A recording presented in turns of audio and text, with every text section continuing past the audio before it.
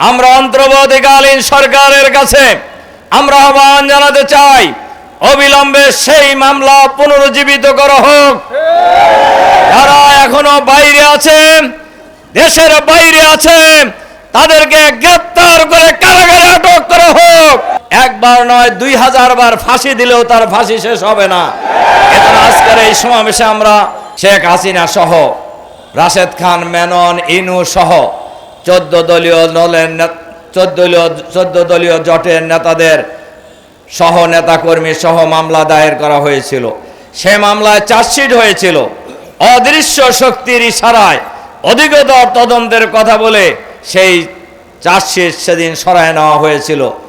এরপরে ক্ষমতা এসে এই মামলা প্রত্যাহার করা হয়েছে। আমরা অন্তর্বর্তীকালীন সরকারের কাছে আমরা আহ্বান জানাতে চাই, অবিলম্বে সেই মামলা পুনরুজ্জীবিত করা হোক। যারা এখনো বাইরে আছে, দেশের বাইরে আছে, তাদেরকে গ্রেফতার করে কারাগারে আটক করা হোক।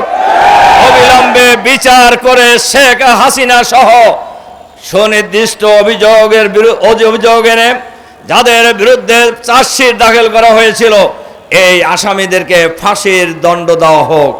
সংগ্রামী ভাই এবং বন্ধুগণ, শেখ হাসিনা এত অপরাধ করেছে, এত হত্যাকাণ্ডের সাথে জড়িত, 28 অক্টোবর পল্টন হত্যাকাণ্ডের সাথে জড়িত, শাপলা চত্বরের হত্যাকাণ্ডের সাথে জড়িত, বিডিআর হত্যাকাণ্ডের সাথে জড়িত, জুলাই বিপ্লবে গণহত্যার সাথে জড়িত।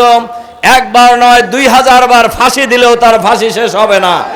এজন্য আজকের এই সমাবেশে আমরা পরিষ্কার আহ্বান জানাতে চাই, অবিলম্বে পল্টন হত্যাকাণ্ডের খুনিদের গ্রেফতার করে বিচারের আওতায় নিয়ে আসুন।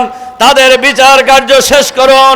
খুনি হাসিনা সহ সবাইকে ফাঁসিতে ঝুলিয়ে, হত্যাকাণ্ড ফাঁসিতে ঝুলিয়ে এই বিচারের রায় কার্যকর করার আহ্বান জানিয়ে